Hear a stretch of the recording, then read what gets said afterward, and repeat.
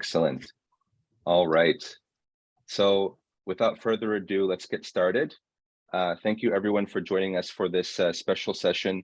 This is to commemorate the 1-year anniversary of the massacre in Tole Kebele of the Gimbi district in the Oromia region. And so we have a very special program prepared for you today. The program is going to feature a panel of experts that you see here, which we'll have brief introductions for. And then after that, we'll get into a very special discussion with our youth leader here. His name is Salim. Salim resides in the United States, but was someone whose family was personally affected by this tragic incident. And this is going to be a very informative session, we hope. The session will be recorded. So if there's anyone who is not able to stay for the entire session, it will be made available later. Okay, so the Tole Massacre, or the Gimbi Massacre, was one that was particularly different from, or that stood out from the trend of the genocide in Oromia region because of the sheer numbers. So this was one that was particularly tragic with very high casualties. It was covered by reporting from AAA, reporting from various media agencies, human rights organizations. And so it got a bit more coverage than what we're used to. But, it was something that really devastated our community, both in Ethiopia and throughout the world. So we felt it was very necessary to hold this session in remembrance of the victims. And this is something that we've tried to do. It's been difficult to do for every incident, just because there's been so many, but for the ones that are particularly tragic, we find it's useful. And really, that was the spirit of why we came together to prepare this program. And so my name is Robel Alemu. I am Director of Communications for the Amhara Association of America, or AAA. Today, I'm joined by my colleagues, Hone Mandefro, who is the Director of Advocacy for AAA, my colleague Rediet Tefera, who is Director of Community Engagement. And then we have some expert panelists here. We have Graham Peebles, who has been a great writer and charity worker. And for those of you who've been following the developments in Ethiopia, you might see that he's written many articles about the situation. And so he's here to share his perspective. We have Dr. Elisa von Joeden, and please correct me if I mispronounce your name, Elisa. And she is the founder of the Lemkin Institute for Genocide Prevention. And so she's here to share with us her insights and her perspective as a scholar and as a professional in that field. We have Saleem Mohammed. Salim is a youth leader, as I mentioned before, and he's someone who is personally affected. His family was personally affected by the Tole or the Gimbi massacre. So I don't want to spend too much time on the introductions because of how much we have prepared for you for today. Instead, I want to go actually to the session between Salim and actually our Director of Community Engagement, Rediet. But before we do that, I want to share with you a very short clip. I'm going to try and share my screen here. And hopefully, I might need host privileges. So if the host can just allow me to share my screen, that would be appreciated. And this is our brother Salim here, who went viral following the Tole or the Gimbi massacre. He made a series of posts on social media to bring attention to what happened. And this was something that really touched our community, and for those who didn't know what was happening, provide some education for them. I'm going to try and play this, and hopefully the audio works. I think it was working before, but if it doesn't, please let me know, panelists. The Ethiopian Muslims especially, but then again, this video can be for anybody. Sorry, I'm just going to reset that. This video is for the East African Muslims, specifically the Ethiopian Muslims especially, but then again, this video can be for anybody that's East African. You don't have to be Muslim. I'm pretty sure you guys have seen the news recently, the 300 or 400 some Ethiopian Muslims that were massacred in Ethiopia a few days ago. Of that number, my 7 family members were killed, slaughtered, all at once. My uncle was the only one to survive, but his wife, kids, grandma, everybody just done for, like animals, just slaughtered.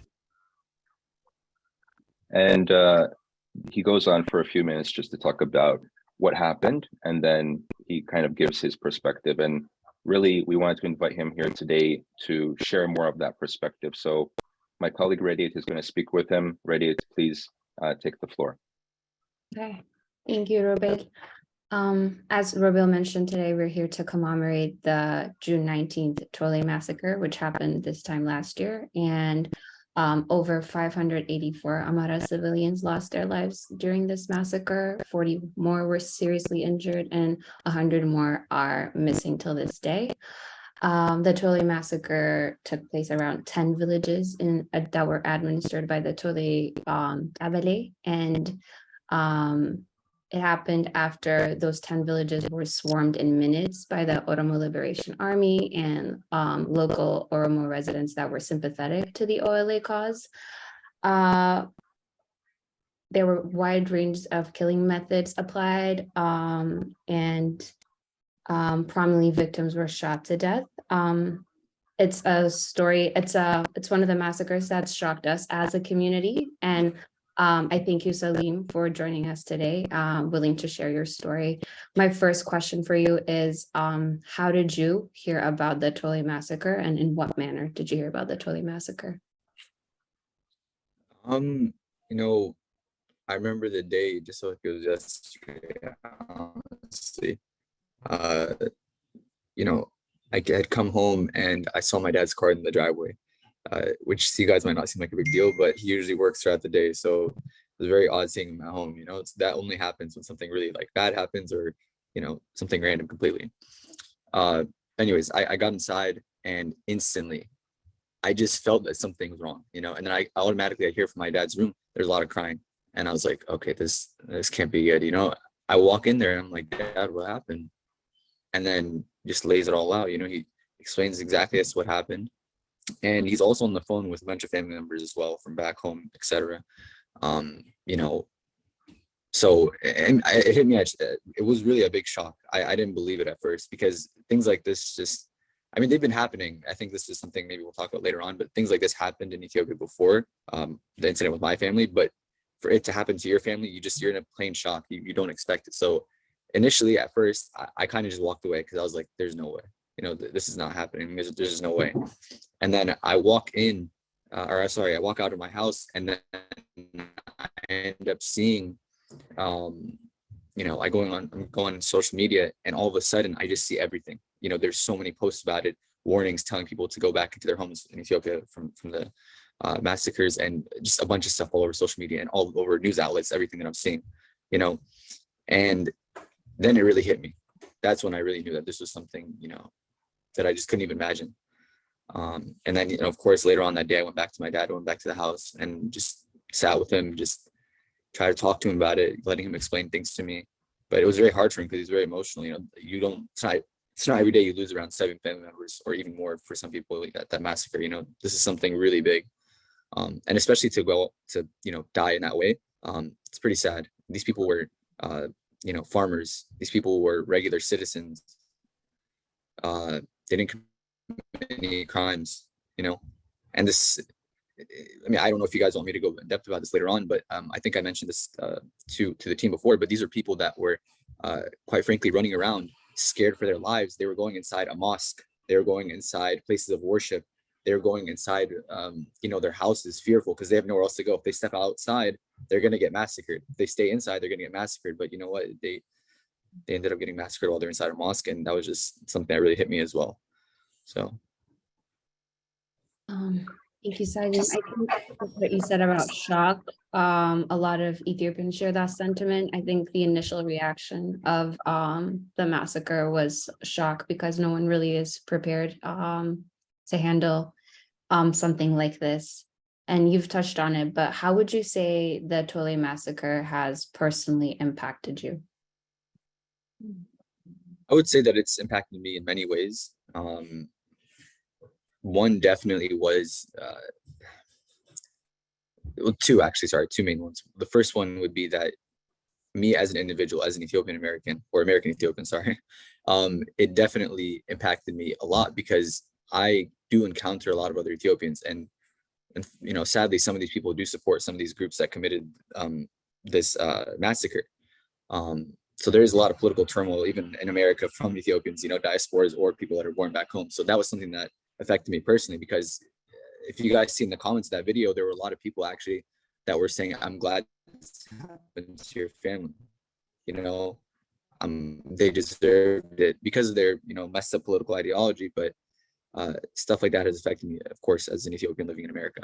And secondly, it just affected me deeply in terms of, this is my family.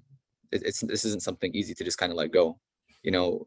You go to family gatherings, you talk to family after that event, it's not the same. Everybody understands that we just lost a chunk of our family in one split second like that. It affects the family dynamic. It affects your I don't know. I'm sorry, I'm a little lost of words. It's kind of hard for me to explain, but yeah. Yeah. Would you say there were signs or indications that this type of violence will take place? And what does the aftermath look like for if you have any family members remaining in that area? Oh, 100%. I think I mentioned that a little bit before earlier, but there had been multiple massacres or offensive attacks, if you will, from different militia groups or terrorist groups in Ethiopia, right? And I'll mention this right now. It wasn't even just this massacre that occurred that my family was affected on, right? There's another region in Ethiopia that my family lives in, near like Bati and Kombolcha area of the Wollega region in Ethiopia. And they were actually in their house, and then the TPLF militia group, not the OLA, but TPLF militia group had come in and terrorized them, took everything they had, and basically had done that around the whole entire province of Wollega, basically, for a little while. So, that happened a few months before this recent attack in Tole, but that was kind of an indication for me that, my family wouldn't be safe, and everybody in Ethiopia wouldn't be safe, to be honest with you, from all these different militia groups. But I just didn't expect it to happen again, and especially this time, actually them, going ahead and massacring, because at least with the TPLF one, they didn't necessarily massacre them, but yeah. Well, they didn't massacre my family, I'm sorry, because I know that. Oh, Salim, you cut off. I think your mic muted. Oh, can you guys hear me now? Yes. Oh, okay. Yeah,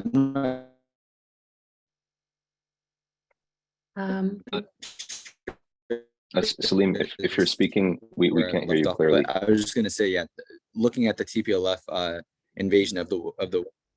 Hello? Yes. Hello? You're back. Oh, okay.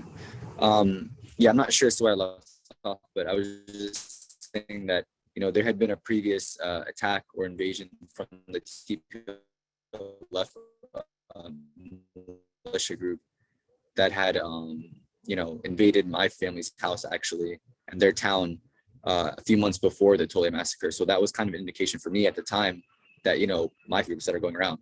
And I think that's the case with a lot of Ethiopians, actually. If you were to ask them, they understand that situation. It's whatever region you are in Ethiopia, you're not really safe from these militia groups. There are a lot of them that will come around. The Tole massacre may have been one that where my family hacked at, or whatever you want to call it. So this was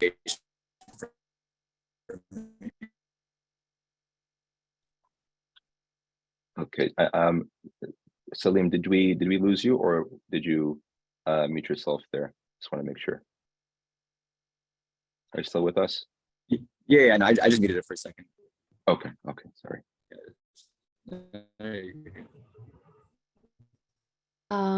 Yeah, thank you, Salim. The last question I have for you is, what message do you have to those who may not know what has happened in Ethiopia or what is currently happening in Ethiopia?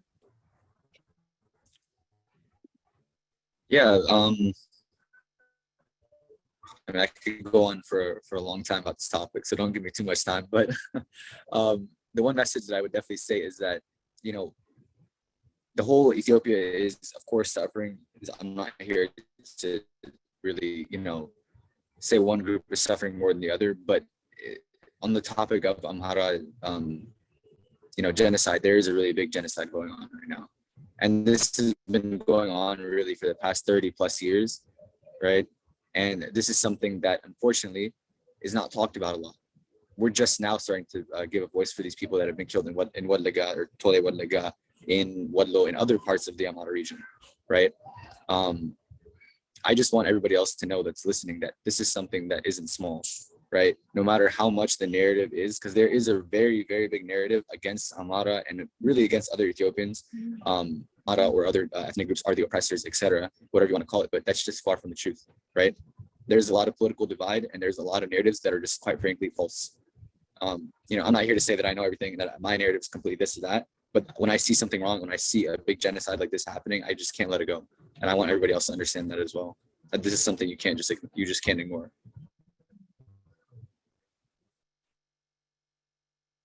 Thank you, Salim. We appreciate you being here and we appreciate you sharing your story. Thank you guys. Thank you. Thank you so much, Salim. Thank you, Rediet. Salim, it's an honor to have you here, and we really appreciate you taking the time to provide your personal experience in connection with this incident. I know it's not easy, so I just want to let you know you're a remarkable young man, and you're very strong for doing that.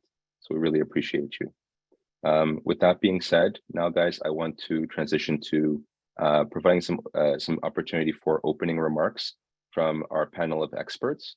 I want to start with our AAA Advocacy Director, Hone Mandefro.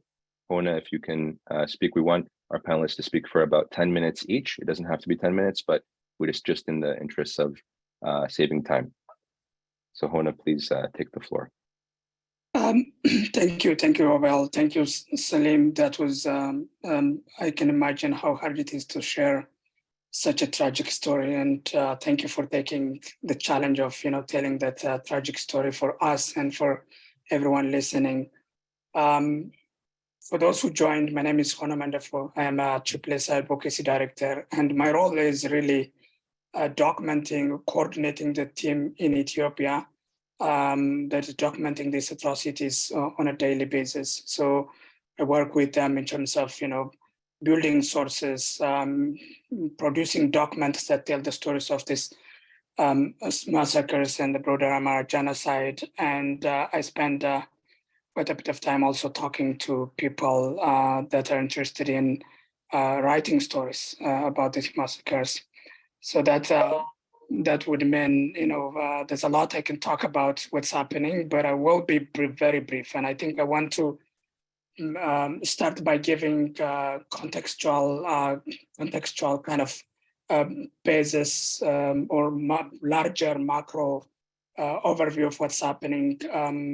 Salim shared us Tole Massacre incident, but actually the Amhara genocide has been happening in broader area in Oromia, but also in Benishangul-Gumuz, and a little bit also parts of southern region, what used to be southern region. Now it has been divided into several regions for decades, I guess. And the number of people that are killed has skyrocketed, has increased like by thousands of percentages over the last few years. But also the scale of the attack has expanded in terms of areas. A few decades back, the killings would be concentrated into pocket areas in rural areas. Now we're seeing Amharas being targeted and killed even in the capital city. So I think that not only the number of people that are killed in a single massacre has increased, but also the area of where Amharas are being killed has expanded over the last few years, in particular since 2018. And we have been able to document, just in the year Tole Massacre in 2022 alone, about 3,200 Amharas we identified by name and age and location and all that. And this is just an effort from AAA, a relatively small organization, diaspora-based, drawing on sources that are taking the risk of telling the stories, because there's a government effort to not only hide, but also go after anyone who dares to speak up against the Amhara genocide. So all that to say that the scale of atrocities that we were able to document is only a small fraction of the true extent of the victims of the genocide. But even within that note, we've documented, thousands every year. This year, our annual report is going to come out later this month, but we were able to identify close to 2,000 names of victims of Amhara genocide just in 2020 alone. So every year, thousands have been killed, and the area of coverage is expanding. But I guess the question, maybe particularly for non-Ethiopians, is the one that's just posed in the chat, which was, why Amharas are constantly killed and yet being ignored. And I think the question of why it's not reported, perhaps others might take up on, but I want to give historical, overview of the conditions that made this large scale massacre and now a genocide, full-blown genocide to happen. And it all started with the Italy's, attempt to colonize Ethiopia. And when the Italians were defeated in Adwa, essentially they hold the Shoah rulers, so to say, as the group that kind of defeated them, and they kind of started writing a number of bad things about those what they call the Shoah rulers. But at that point, their conception of who the Shoah rulers are was not ethnicized. It was just anyone who lived around the current day Addis Ababa. But then the Italians wanted to revenge their defeat from Adwa, and they came back to recolonize Ethiopia in 1930s and 1940s. And at that point, they realized they have to divide Ethiopians if they were to defeat them.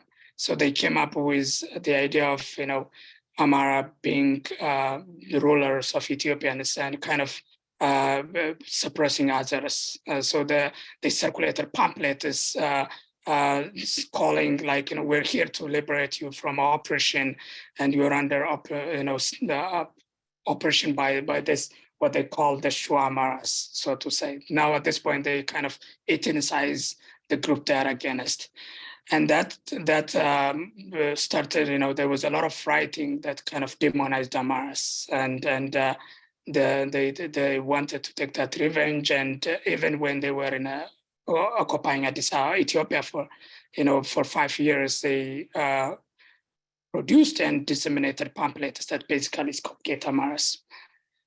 Then it came 1960s, 1970s, where the student movement, relatively an indigenous movement, but was very much connected to the global, movement at that point. They kind of were picking up leftist ideas, and they needed a group to really, pick as an oppressor group to fight. On the one hand, they say that's a feudalist group coming from different groups, but also they say there's an Amhara ruling class, and that became a contention within the student movement.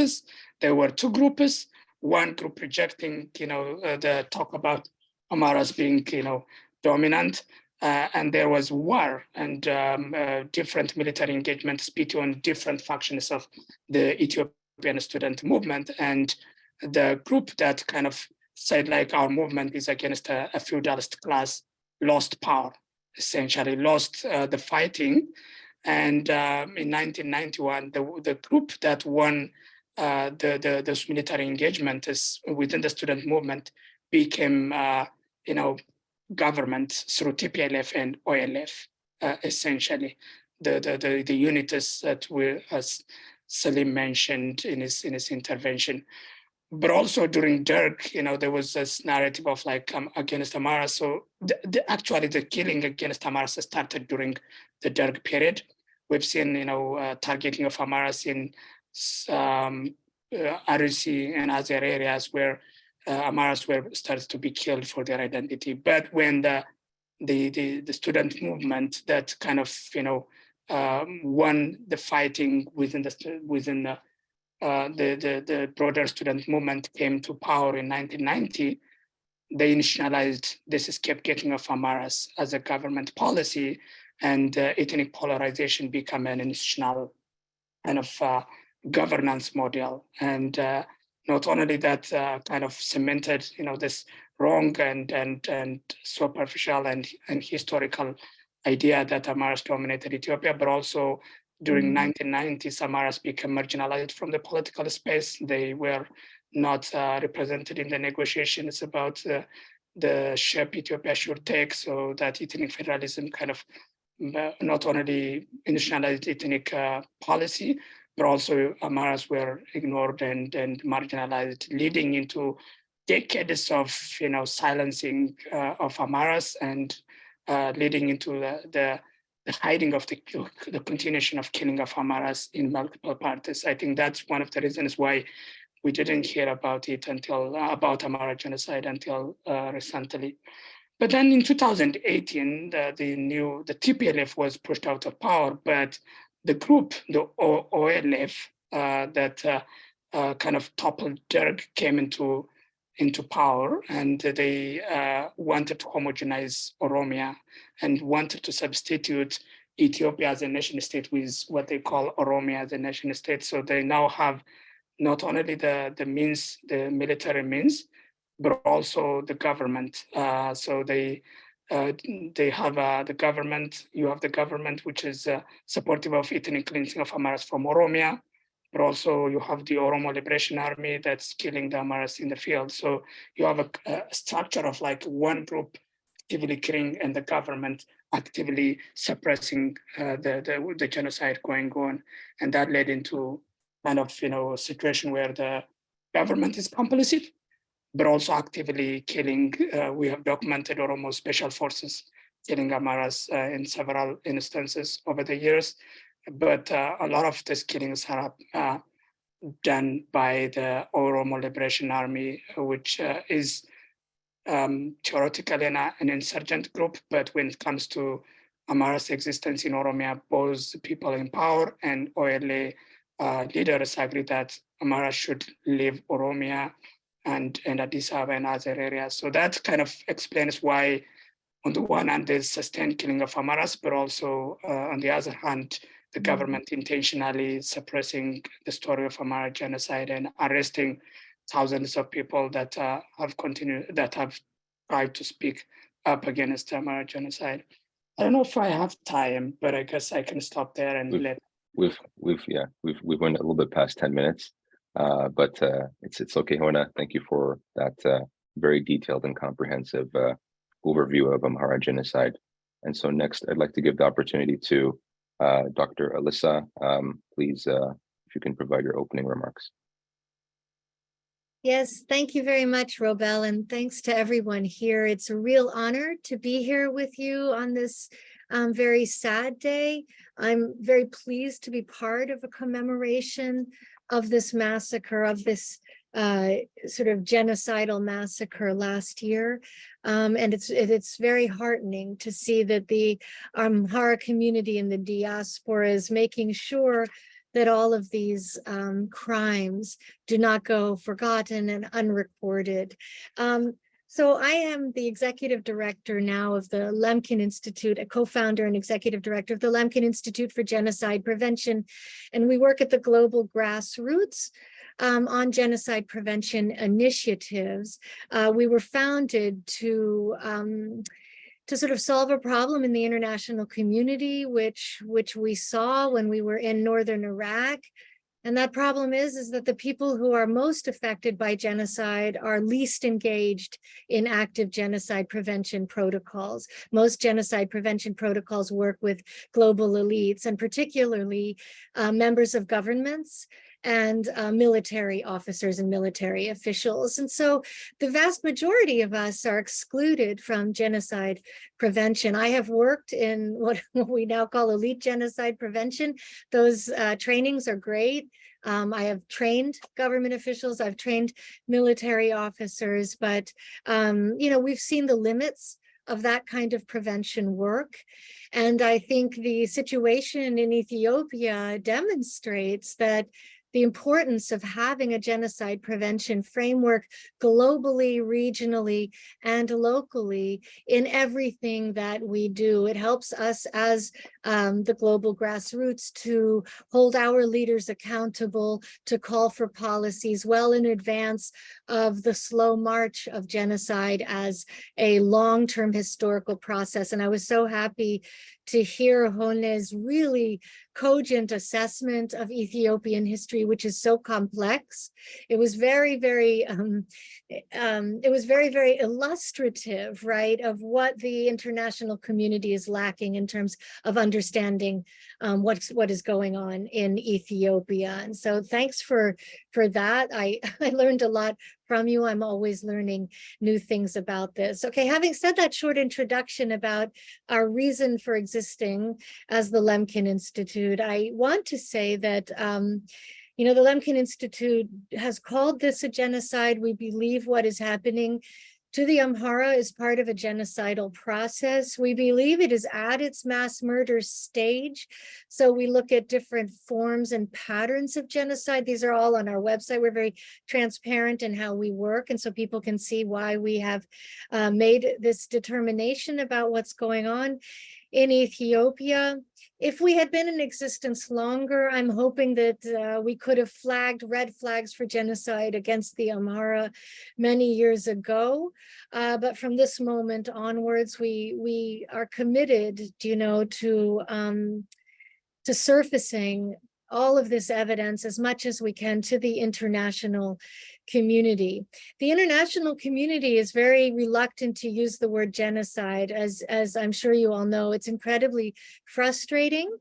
There is a overarching view, and this has to do with the elite status, I think, or the elite nature of genocide prevention and also its legalization. But there's an overarching view in the international community that it's a term that should only be used after a court of law has determined that something that occurred was genocide. And this means we're always left to wait until the bodies pile up before anybody will designate a process as genocide. There's also a view that genocide is a political label and that it lacks any substantive value as a term, which is just absolutely incorrect. There's a lot of knowledge out there about how to prevent genocide, what genocide is, how to identify it, early warning systems, but you have to know that it's happening. Genocide is a very specific process. It's one of the big three big three atrocity crimes that the world identifies, which are war crimes, crimes against humanity, and genocide. But genocide is very different from war crimes and crimes against humanity in that it is identity-based violence aimed at the partial or complete destruction of a particular group. And as Hone was pointing out, these processes can go on over decades or even over centuries, and the ideologies of genocide can exist even longer and sort of show themselves and then pull back based on political realities. But until those ideologies are unearthed, number one, and then transformed, right, rejected and transformed, that threat of genocide will continue. And so in Ethiopia, as Hone noted, Amharas have been in sort of perpetual threat, under the perpetual threat of genocide for a very, very long time, perhaps dating back to the Italian occupation. And so in that way, it's quite similar to Rwanda and the sorts of narratives that German colonization brought, right, to political reality there, where you had a racialization and ethnicization of political realities that then left a certain group in Rwanda, the Tutsi, vulnerable to all sorts of claims and all sorts of historical burdens that had nothing to do with facts or reality, but were part of colonial narratives. So the international community doesn't really understand genocide as a process, as a fact-based process that can be empirically and forensically identified using the mechanisms that we have. But it is also reluctant to do so because of lingering geopolitical issues. You know, and one of the things that we've had trouble with at the Lemkin Institute. We don't have a specialist in Ethiopia working with us. So we've had to, and it's not a region that any of us in the sort of leadership camp are familiar with. And as you all know, it's a very complex history. And so we have had to rely on all sorts of organizations, as well as the international press, to disentangle facts. And one of the things we've been very perplexed by is why, when other cases of identity-based violence occur in Ethiopia, their ethnic nature is very quickly pointed out, we've noticed in the press and by international political voices. Whereas for the Amhara, frequently, and Robel was very helpful to us with this, frequently persecution was was identified in the press without an ethnic basis. So people were killed, right, without mentioning that all of the people killed were Amhara. This was a terrible oversight, which I think really not only hid what was going on, but made it very difficult to surface that, because it amplified then counter narratives and counter propaganda that was seeking to hide the persecution of the Amhara. And we've seen some other reasons that the Amhara genocide, and Hone mentioned some of them, but the genocide is being sort of denied globally or overlooked, right, or hidden in language, concealed, right? There's geopolitical concerns. So Ethiopia, there's so many different external factors operative in Ethiopia. And I think those geopolitics are reflected in the way things are being reported, or the emphases that the international press and international diplomatic corps is putting on the current violence in Ethiopia. There's just generally poor reporting on Africa. There, as international media cut back on their resources for actual reporters, right? There are fewer and fewer reporters. And so when complex crises and wars break out in Africa, there's just always a dearth of good information, at least for the public, not so much for intelligence agencies, but we don't have access to that information. These strong counter narratives are profound. I think they're doing a profound damage to the Amhara cause.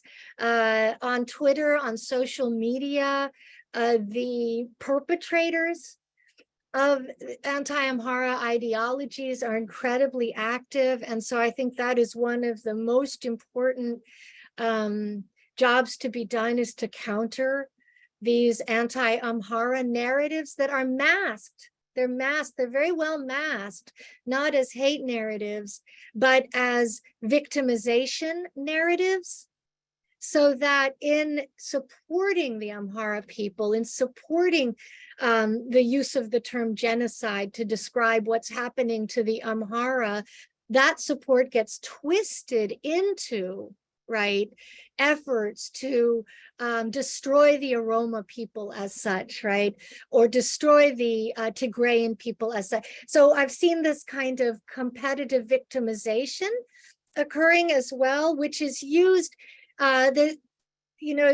One of the problems we have in genocide prevention is how to deal with competing narratives of victimization, and many groups in Ethiopia have legitimate grievances. But when that victimization is used to deny or combat or marginalize or minimize or delegitimize claims of another group, then you have weaponized victimization. And that's what I've seen, is a great deal of weaponized victimization. Furthermore, the international community has this incredible investment in the leader of Ethiopia as a Nobel laureate. And I think that's an incredibly difficult factor that the Rohingya faced and continue to face in Myanmar, although less so now that the military junta has taken over in Myanmar. But before that, another Nobel laureate was actively denying genocide against the Rohingya, and the world had backed this Nobel laureate as the shining hope of democracy in Myanmar. I think Ethiopians have a similar problem now with Abiy's leadership. And the Lemkin Institute has actually called for an ICC indictment of Abiy. We don't expect that to go very far, but it's an issue we keep pushing because we believe that the government, there's enough evidence that the government is complicit in enough crimes, including genocide against Amhara, that it needs to be adjudicated by an international court. But as always, it can be a curse to have a leader who's been given the given the Nobel Peace Prize once crisis breaks out. And when they deny genocide, their voices are extremely strong in the international community. And then I think the problem is also the Ukraine war. So many leaders and extremist groups around the world have taken that war, the existence of that war, as an opportunity to push their genocides and their genocidal aims.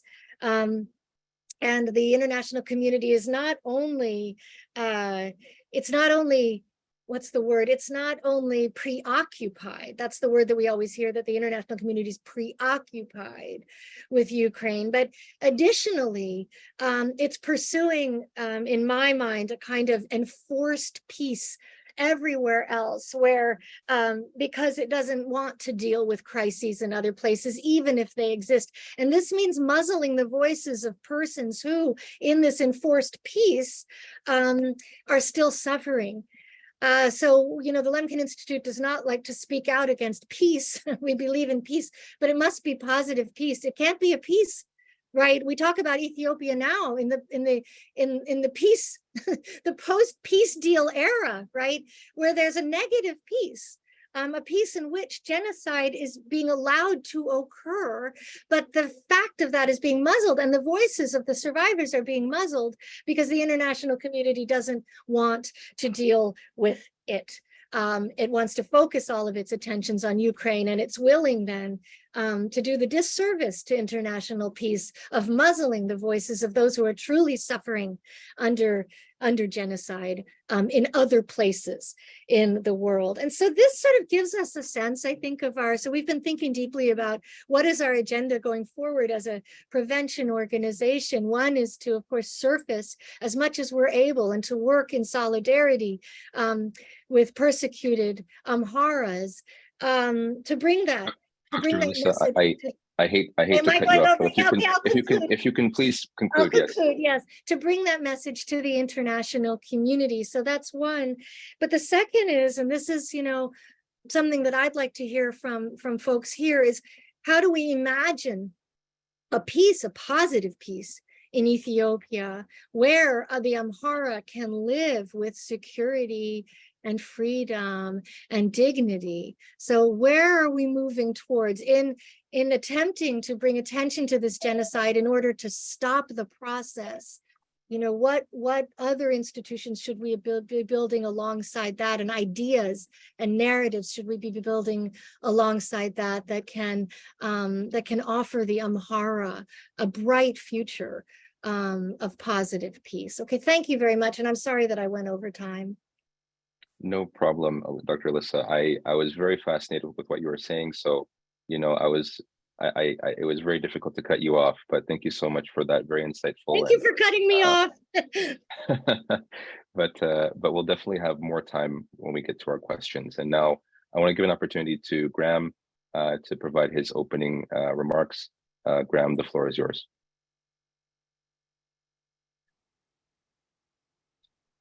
Sorry, Graham, if you're speaking, you're on mute. How's that? Yes, I can hear you. I'm muted. Okay.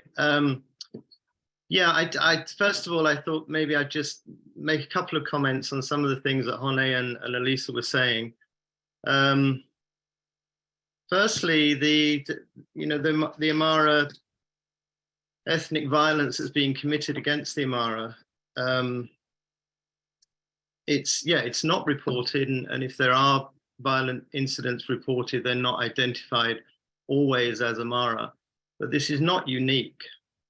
You know, this was the case in Ethiopia in the Ogaden, when the Ogaden region was being occupied by the EPRDF.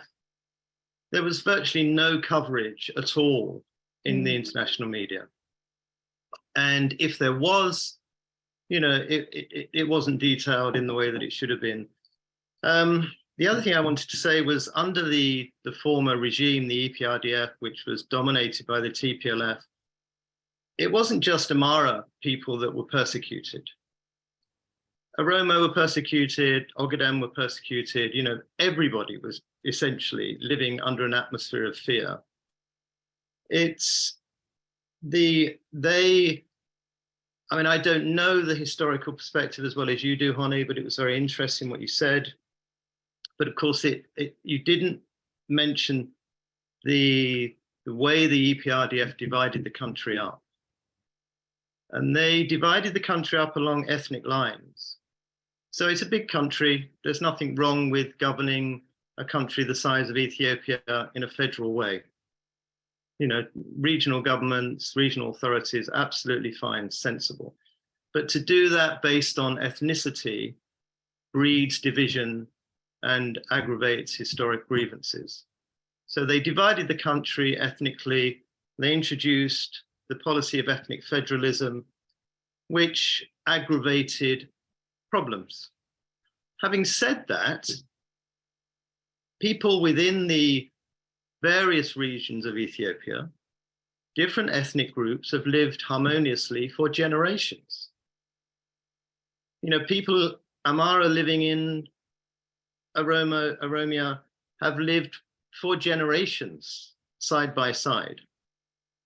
So it's, I mean, I spoke to a number of people in IDP camps recently who have been displaced, Amhara people who have been displaced, and asked them the question, you know, what happened? Why did this happen? And they would say that the militia, as you call them, the OLF, they call them the Shenne, but they're referring to the OLF, would come to a town or a village, and their neighbors, their Oromo neighbors, would point out where the Amhara people were living, and they would be attacked. And these were people that they'd lived with for, you know, in some cases, generations. So what has happened? You know, the neighbors haven't suddenly turned against the people, actually. You know, they've been manipulated and indoctrinated and brainwashed by politicians to, I don't know what the rhetoric is, but I would imagine it's something like, this is your land, brothers and sisters, you know, the Amhara have no right to it, drive them off the land. And that's what's happening. It's whether the federal government is involved is, I mean, I know involvement is a difficult thing to pin down, and you could say that neglect, if you're allowing something to happen, you're complicit, and I would agree. But there's a difference between being complicit and issuing orders. Everybody I've spoken to who's been so-called victims, I hate the word, hold the regional authority responsible, not necessarily the federal authority. Now, the regional authority is part of the government of the country and is therefore part of the federal system of governance. So, you know, is Abiy directly responsible? I don't know. I mean, I would, he's certainly complicit. You know, do they want the annihilation of the Amhara people? I think that's very unlikely. It doesn't make any sense to me why they would want that. It's I think the other thing I wanted to say, which I think is relevant, is we have, so the historical perspective that Hone laid out, I would argue that that's being accentuated by a global movement towards extremism. So we have this, there is globally this movement towards tribalism. You know, you saw it in Britain, Brexit, you see it in America with Trump. We have a, you know, an army of extremist politicians in Europe, in Turkey, just got re-elected, you know, in Hungary, in Poland, in Italy, and so on. So there seems to be this movement towards introspection and division and nationalism globally. Now, I think that that is a factor in what's happening in Ethiopia. It might seem to be an extreme claim to say that the causes of Brexit are the same causes of the Amhara ethnic killing. And I'm not saying that it is exactly the same, but there's something of the same tribalistic, reactionary, introspective, frightened approach that's taking place throughout the world. You know, Elisa asked at the end, you know, what can we do? What's the hope for this? And it seems to me, I mean, that the Ethiopia, 70 odd different tribal groups, you know, lots of different languages and dialects and so on. The answer in Ethiopia seems to me to have always been the same thing, which is unity. You know, the country has to come together. If there's a, I mean, against the, you know, the movement against the EPRDF was a global movement within the diaspora and within Ethiopia itself. And it was largely led by Oromo youth, which brought down the government. But by that stage, the EPRDF were hated throughout the country. And the TPLF are hated throughout the country now. But there's fear. You know, I've recently been in Ethiopia. There's enormous fear. Journalists are frightened, NGO workers are frightened, human rights workers are frightened, everyone's frightened. You know, there's this atmosphere of tension and unease, and so understandably. So and governments like Abiy's, you know, they need an enemy. You know, they need a group to focus their attention on, to distract from all the madness that they're doing. You know, there's this chaos going on in Ethiopia. You've got this ethnic killing. You've got 42% inflation in the country. You know, unbelievable levels of poverty. I don't know how many million internally displaced. According to the UN, 5 or 6 million internally displaced. According to some independent human rights groups, 10 to 12 million internally displaced, the highest number of internally displaced people in Africa, maybe in the world. So enormous problems. And at the same time, you know, the government, the prime minister is building himself a palace on the edge of Addis Ababa with 2 man-made lakes. You know, it's a kind of madness. But so people need to come together. If Amhara and Oromo and people from the Ogaden and people from Tigray and all the different regions, if they were to unite in some kind of national movement, underground, possibly to begin with, against extremism, against division, against tribalism, then you know, it's an extraordinary country. I mean, I've spent a lot of time there and a lot of time with Ethiopians, and lots of contradictions. You know, this extraordinary softness and kindness and generosity of spirit, and at the same time, I've never seen so many fights in the street. You know, people are incredibly proud. status is very important. People are very easily offended and so on. So there's all these things going on. Now, it's very difficult to bring people together without a leader. And from what I can see, there doesn't seem to be a leader, you know, an opposition leader. There doesn't seem to be a figure. You know, if you think of, I don't know, Cuba, for example, you know, you had Castro, and so this extraordinary giant figure of a man. It doesn't seem, I don't know, maybe I'm missing something, but it doesn't seem to be anybody in Ethiopia who can take that role. But it's, you know, it is a complex country. The politics is complex, but actually, once you, it's not that complex. You know, it's, yeah. I don't like the word genocide, by the way. It's, you know, I don't know. I'm not sure, and I'm sure you'll disagree with me, Elisa, but whether the word itself becomes an obstacle to mainstream media, international audiences, and recognizing what's happening. It may well, I'm sure it meets the definitions of genocide, but the word itself, I'm not sure that it's that useful. You know, the numbers of people, I don't know how many people have been killed. But what do you think, honey? 30, 50,000, something maybe? You know, huge numbers. The human suffering is unbelievable. You know, not just the loss of family members or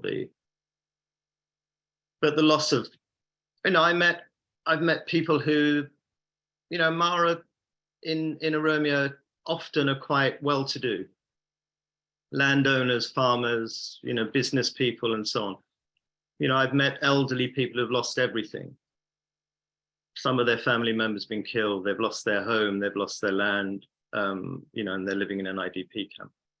So there's, you know, there needs to be healing, there needs to be patience, there needs to be an atmosphere in which people can be looked after. Because it's not just people being killed and driven from their homes, it's generations that are destroyed. You know, it's if a mother sees, you know, if a young mother sees her family and husband killed in front of her,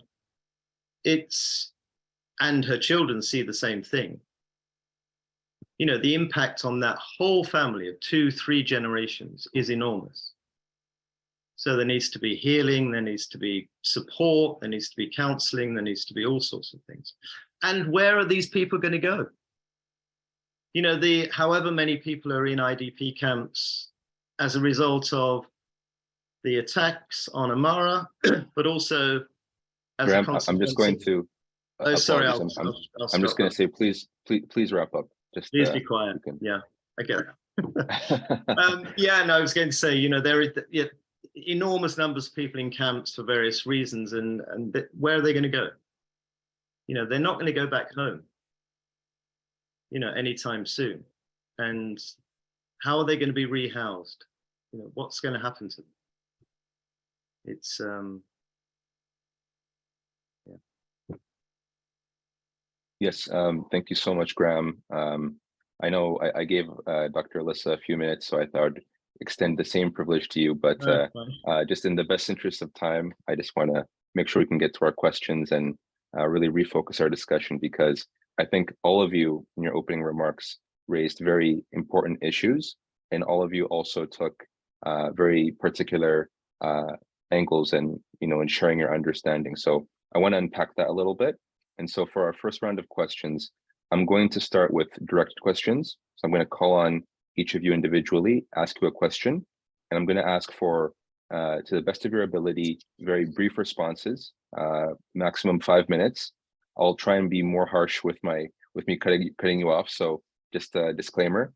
And from there, we'll go to maybe a general question, and then we'll transition to our second round of questioning.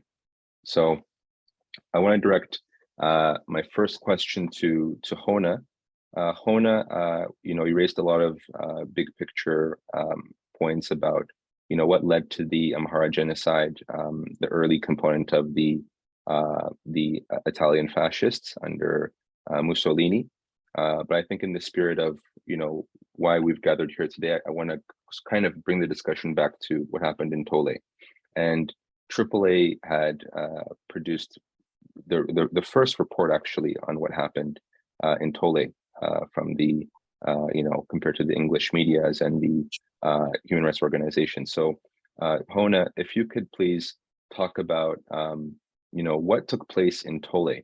What was AAA's findings in that case? And what made Tole stand out from the other massacres and outbreaks of violence in the Oromia region of Ethiopia? Thanks, Robel. Yes, indeed, I think AAA was the first to kind of send an update in terms of what happened there, but also issuing a report. And in that report, we've identified, I think, large number of the victims, in total about 580 something, I think. But we were able to identify victims there. I mean, in terms of what happened, I think it goes into the trend Graham also mentioned, where the similar pattern we have observed through attacks against Amharas in Oromia. And this is, the OL is operating in western part of Oromia, western Ethiopia, Wollega primarily. And the government forces would initially withdraw from a certain area, refusing a plea from Amharas to stay around so that OLA would not come and kill them all. And in this case, same.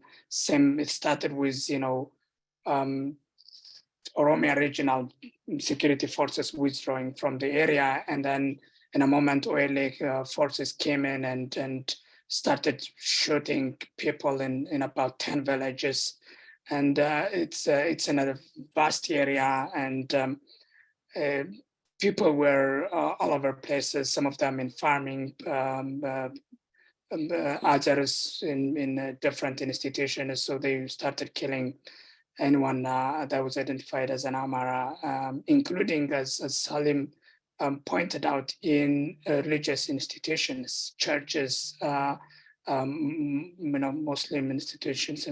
And this is, typically in Ethiopia, you don't kill people in religious institutions. You don't even,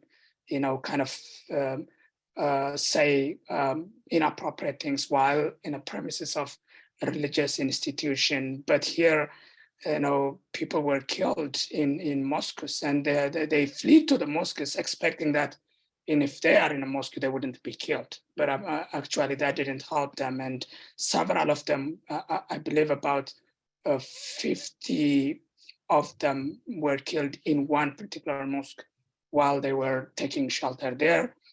Several of them were killed, as they were fleeing. Some of them were took hostage to the nearby forest, and their bodies were recovered from there after a day, actually.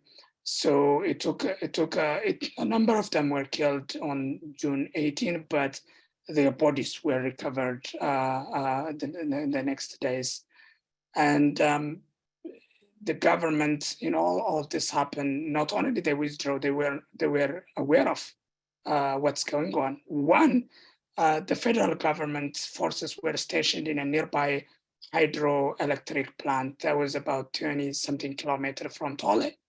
They must have known. It's unlikely they didn't know that area that what's going on. So we expect them to know. But also, second, from the witnesses of the forces that withdraw from the area, after days when they were questioned about why they left the area, they admitted that their higher officials from the Woreda, from the district level officials, told them that OLA is going to do an operation in the area and they should collaborate. And that is an admission. on the record by that local forces gave. So they said that they were just honoring the order they were given from their officials, their bosses. So we know that not only the government forces were aware, but actually they were part of the planning process where they were informed OLA would come and do an operation, and that's a core term usually they use to when they mean like killing Amharas, and they have to collaborate, and local officials kind of stick with that. I guess once we knew about the massacre, we kind of reach out to journalists, and a number of them wrote stories. I think Hone, we're approaching 5 minutes, so please wrap up your response. Yeah, so I guess I was gonna say, partly the fact that this get a little bit of traction or media coverage compared to the previous ones was because the situation in the northern Ethiopia was calm, because for a number of reasons, including geopolitical reasons that Dr. Elisa alluded earlier, when the focus has been on the war in the northern Ethiopia, and that was part of the reason why the number of similar massacres were not reported. But in this case, there was a little bit of like calm in the northern Ethiopia situation, and that kind of gave a space the journalists to report about what's happening in Tole. So that's one of the reasons, in addition to our effort to get coverage that led into the reporting of the Tole massacre or in Western media. Thank you very much, Hone. And I just want to remind our panelists, after you're finished speaking, so please do try and mute your mics just to avoid any background noise. I'm going to direct the next question to Dr. Elisa. Dr. Elisa, I see that the Lemkin Institute issued a statement on ongoing violence against the Amhara people on June 20th. So this was shortly after the Tole massacre broke headlines. And so if you could maybe speak to, from the perspective of a genocide prevention organization, what elements of the violence in Tole or more generally in the Oromia region constitute what makes a genocide? Thank you for that question. Yes, and I want to say, I think that the term genocide has to be used. We don't want to go back to a time when it was a crime without a name. We must name crimes by their proper name in order to demand the proper accountability. Naming a crime by the proper name, in my mind, does not stand in the way of peace, but facilitates peace, because there cannot be true peace without accountability. Victims of genocide have enormous concerns, security concerns, that need to be recognized by other members of their society and the international community. And those security concerns stem from genocide. It's very, very difficult to reweave a society where there is a destructionist, exterminationist, or annihilationist ideology at play at some level within society or the state.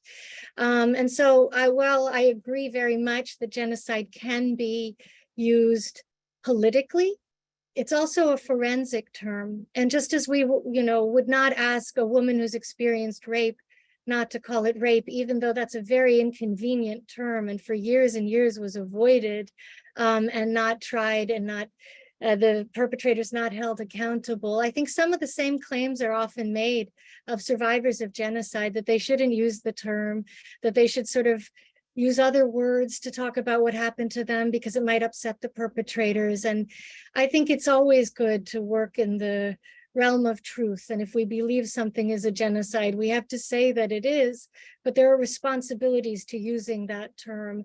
And even victim communities have to undergo more work than anyone else to reweave society, because they have to overcome all of the harms, the transgenerational harms of their own victimization, in order to allow for peace. And we've seen so many victim communities in the world do that with great responsibility and with great honor. But I think in order for any of this to happen and any peace or healing to occur, we have to call things by their proper name. Now, with the Tole massacre, there are many aspects of this massacre that indicate the existence of genocide. You can infer an intent from the words that were said by the perpetrators. Some victims, my understanding is, recounted that they heard OLA members kill all the Amharas. So you actually have words that suggest intent. You can determine intent from the fact that the regional security forces, as Hone just noted, pulled out before the OLA came in. There's, one can defer or one can infer intent in that situation. The types of crimes that were committed, this was clearly an organized plan of attack. 10 villages were attacked at once using similar strategies and techniques. Certain very symbolic members of the community were targeted for particular harm, in particular pregnant women and their unborn children. This is one of the most classic forms of genocidal atrocity, is the evisceration of pregnant women and the mutilation of their unborn children. We see this in almost all genocides across time and culture. So it's almost a universal form of genocide because of the message, because of the damage that it does to the community fabric and to the identity, and the message that it sends, which is that you have no future, that we're killing even your potential future, which is that child inside the woman's body. Use of symbolic spaces like mosques for the desecration, for their desecration through murder within those symbolic spaces is another form of atrocity that's very highly correlated with genocide. The killing of the very young and the very old is also another form of atrocity that is highly correlated with genocide. And then the fact that this, it takes a long time to massacre over 500 people. But it doesn't necessarily take 24 hours. And my understanding is that in some of these towns, the killing went on well past nightfall. And that, what we have here is a prolonged ritual of destruction, which to me looks very much like the OLA cadres who were committing it were thinking in terms of using these small populations in these 10 villages as stand-ins for the Amhara in toto. And the thing about genocidal intent is that one person can have it, or an armed group can have it, an entire military could have it, an entire state can have it. So there are different levels of responsibility. Dr. Elisa, if I can ask you just to wrap up. I will finish, I'll wrap up. And so, sometimes I think in the world, people think, well, if the state doesn't have genocidal intent to exterminate every last Amhara, there is no genocidal intent. But what we see here, in the very least, in the Tole massacre, is genocidal intent on the part of the OLA forces who committed this massacre, which at any time can be taken up by regional authorities and by federal authorities. But it is out there, it's operating, and it's been reflected in the anti-Amhara violence since the Tole massacre. So it's an ongoing genocide. We could stop it or we can amplify it depending on what larger political forces choose to do. So thanks. Thank you very much for that elaborate response, Dr. Elisa. And next, I want to go to Graham. Graham, if you could, earlier in your opening remarks, you mentioned having heard from survivors of genocide, or rather people who were displaced from Oromia region.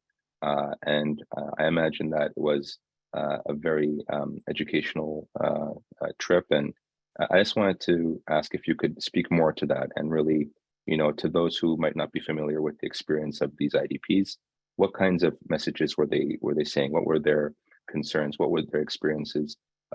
What types of challenges did they have after displacement? Yeah, I've spoken to a number of people recently who have been displaced violently from Amhara people violently displaced from the Wollega.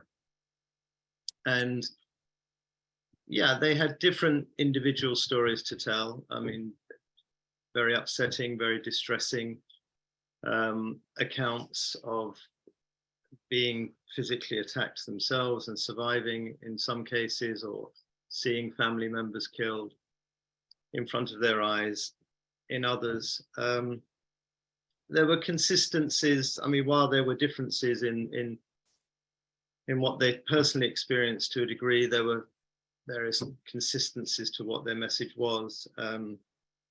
One was that the attacks were, I think in every case, taken out by, perpetrated by what they called the Shenne. So which is sort of the colloquial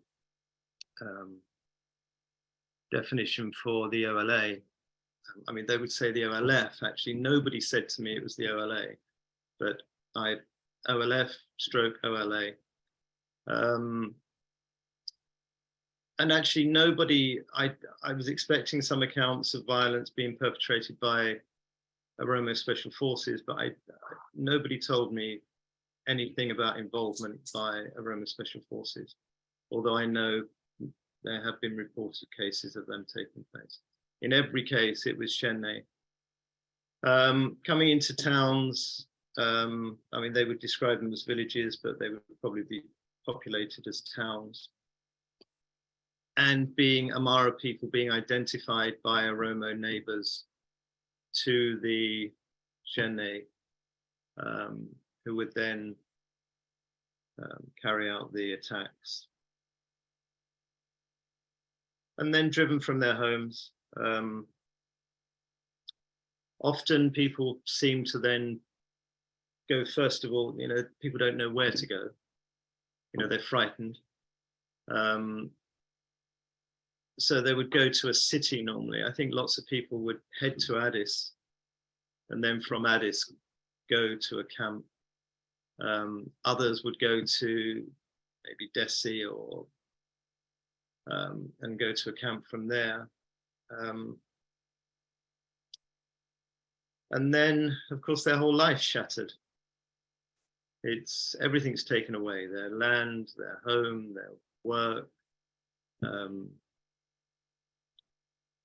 There's the terrible human suffering of losing people close to them, and the fear of the violence that they've witnessed.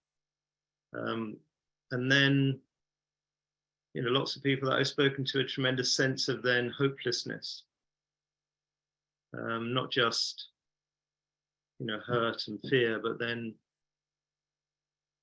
I've worked in lots of refugee camps over the years, and it's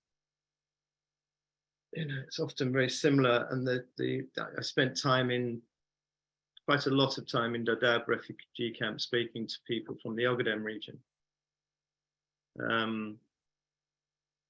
And it was similar. I mean, the differences were, people did, I didn't speak to anybody, I haven't spoken to anybody who's experienced sexual violence themselves or seen it. Lots of people said they'd heard about it, but I haven't spoken to anybody who's actually experienced it or witnessed it. Attacking pregnant women, not killing them, but stabbing their tummy, so killing the unborn child. And that was something, again, that I heard again and again and again, but nobody had actually witnessed it. But it was something that people had heard had happened. So I think, and then people, their whole life is, young, old, lots of children displaced.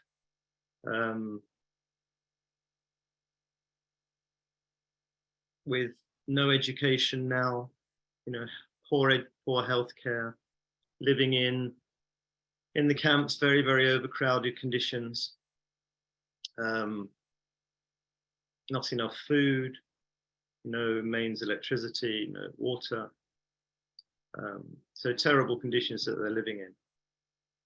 As I said before, trying to cope with or come to terms with, you know, a horrendous event that's happened in their lives. Graham, if I could ask you just to wrap up. Yeah, and also cope with living in very, very difficult circumstances. Yeah, not very, very distressing. Mm-hmm.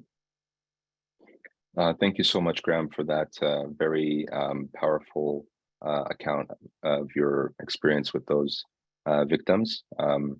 I think in all of your cases, I really wish we could have, you know, just set unlimited time or just let you speak. And I'm sure there's so much more to unpack, but I just want to make sure we have enough time for all of our questions. And I don't want to keep you guys here for, you know, 8 hours or something. So with that being said, I want to now pose a question to, I'm going to leave this open to everyone. So whoever wants to answer it can jump in.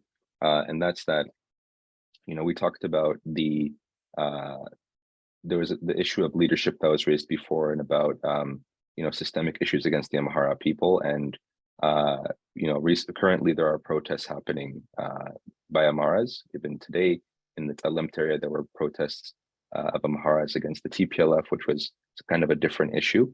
But at the time, following the Tole Massacre, there was actually large-scale protests led by university students, actually. So this happened in around late June, I believe, of 2022. And these took place across the Amhara region and in other parts of Ethiopia, including in Addis Ababa.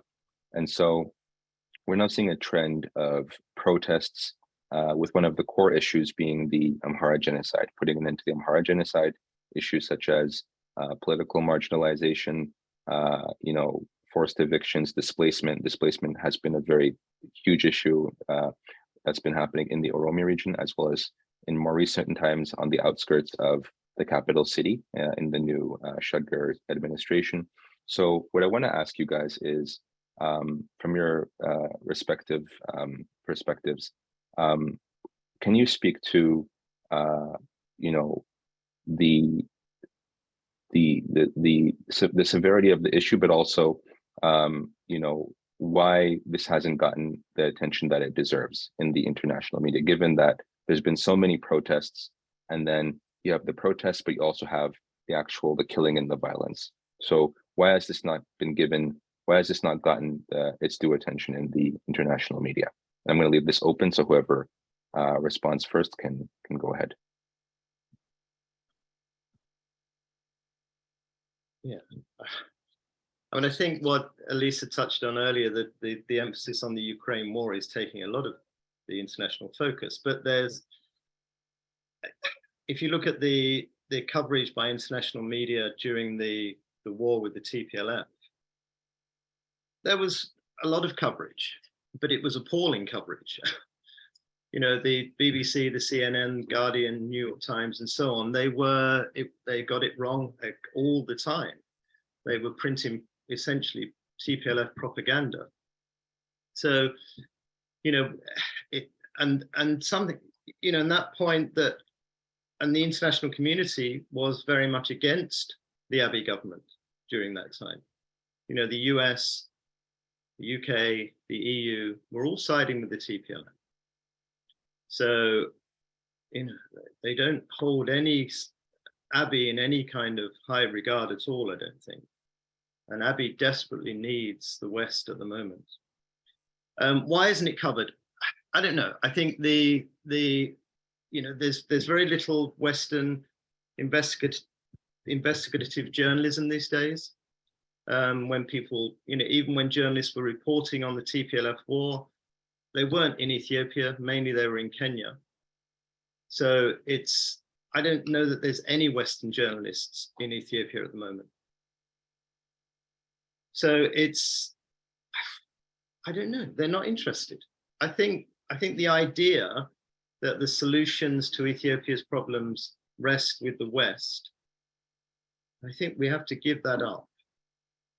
You know, if we're waiting for the West to intervene, I don't hold your breath. You know, they're not interested.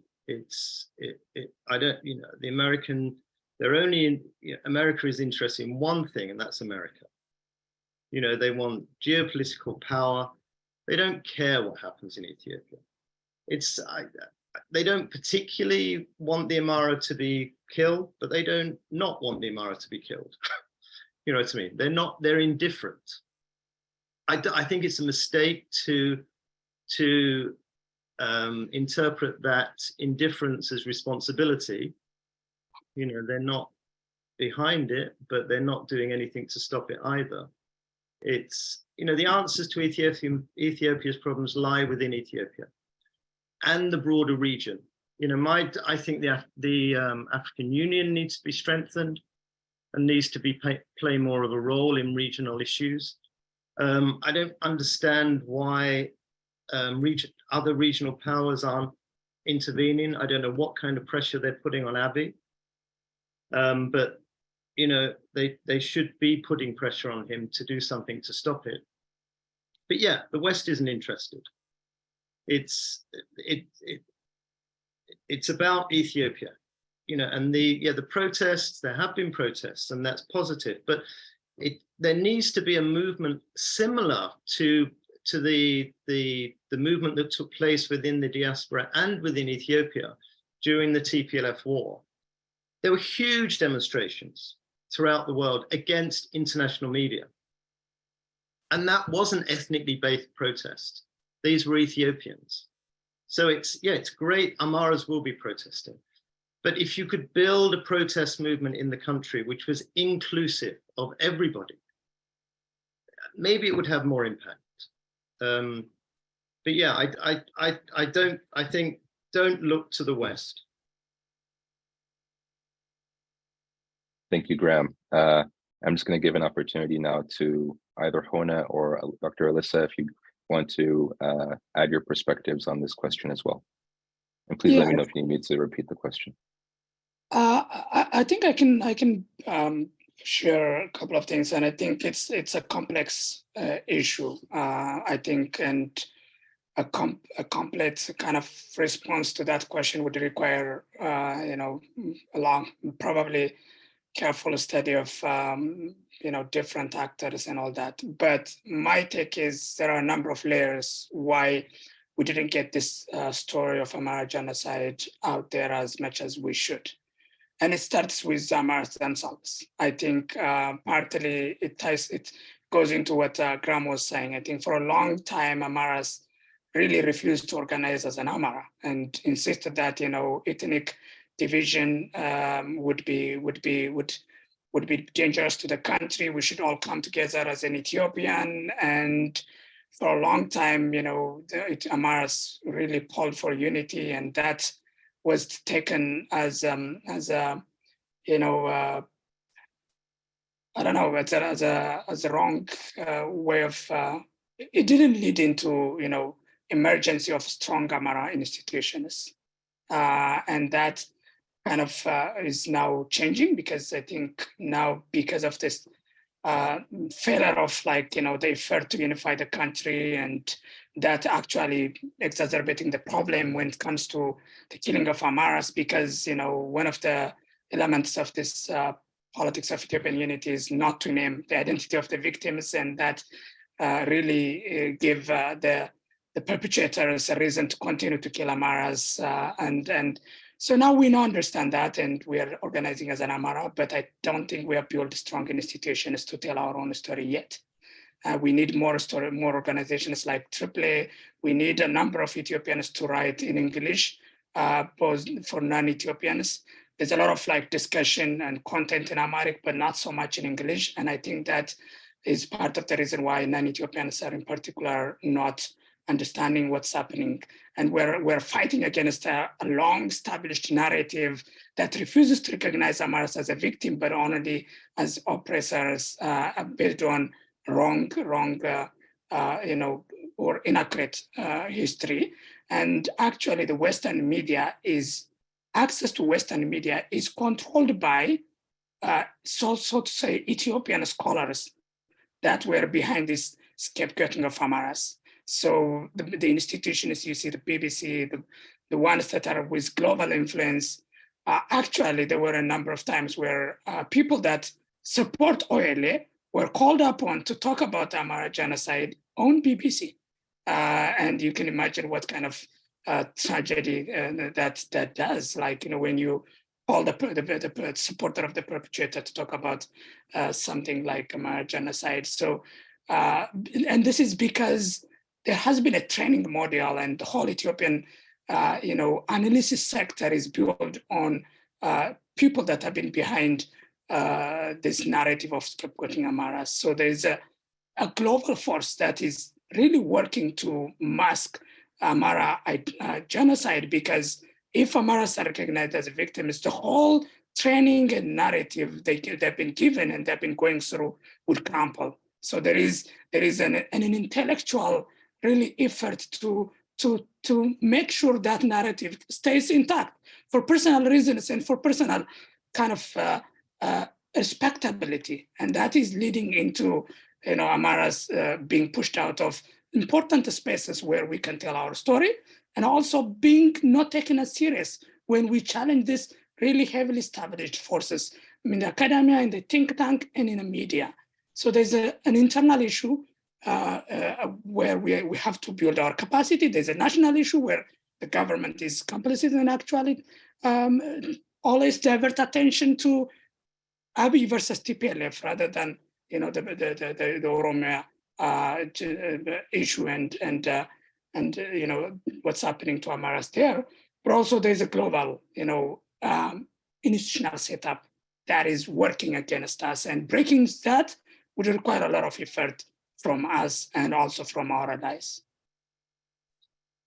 Can I just jump in and just piggyback real fast? I'm not going to talk very long, but Hone, I just want to say, we encountered that as the Lemkin Institute when we started working on Ethiopia, this global international institutional setup that kind of works against recognizing crimes against the Amhara, including genocide or just Amhara victimization as such. So we encountered that. It's very real. And this is one of the reasons at the Lemkin Institute, we actually believe that even if we think there's a regional or local solution to a problem as huge as genocide, that the international community, whether that's the West or China or Russia, the rest of the world, needs to be involved and needs to be called out, because the international community, the powerful countries in the international community, create the structures that lead to genocide and facilitate genocide in other parts of the world. There are very few genocides that are facilitated solely locally. And often, usually, the international community in one way or another, intentionally or unintentionally, or both, is active in marginalizing the very populations that are being targeted. This is why genocide works. It's like an international, I don't like the term, but conspiracy, right? Not intentional often, but against the very people who are the victims of genocide. And this is why we never ever suggest that any power source in the world can just pull out and say, well, this is an African problem, because someone created this problem and now has to work to undo that. And I think that these institutions, the fixes are very, very hard because they require lots of research and tons of work. And communities that are being victimized often don't have that. But the more that one can do as a community to get your story out there, that is absolutely the most important thing. And to find allies in that struggle is also really, really important. Allies who are not Amhara, right? So other folks from Ethiopia, from the Horn, from Africa, but also beyond that, allies who hear, who listen, and who will amplify what you're saying and help deconstruct some of these institutions that are making this message so hard to get through. But when any genocide occurs, we are all collectively responsible for it, no matter where we are in the world. And some nations really need to think and self-reflect on how it is their language, their policies, their institutions, their academics, their structures are facilitating genocide. And I think in this case, that's really a very important emphasis is to dismantle some of those institutions that are causing this kind of global silence. Really, really important. Thank you very much, Dr. Alyssa. And I think that wraps up our first round of questions, in which we covered, what happened with the Tole Massacre, as well as, the victimization around that. What happened to victims? What were they saying? And then we took it into a sort of a broader discussion as well. So I understand that Graham has to leave shortly. So I want to quickly transition to the next and final round of questions, and just start with directing a question to Graham. And so Graham, we had a lot of very interesting discussion in this session, and I really just want to ask, based on, again, your interactions with survivors of the violence, and perhaps even based on your research and writing your op-eds, which I'm sure you've had to do extensive research for. What do you think? Firstly, who do you think the victims are identifying as the perpetrators, and what do you think justice and accountability looks like from the victim's perspective? Thank you. Okay, so the people that I've spoken to identified as I said, the Shene as the perpetrators, which I take to be the OLA or the OLF. I don't know how they know that they're OLF. They would be wearing military fatigues, so some kind of army uniforms, but we don't know where they've got those from. So it's, they say the perpetrators seem to be the OLA or the OLF. Under instructions, probably from the regional authority. What does justice look like for them? I think that's a really big question. I asked somebody who I spoke to who had lost a family member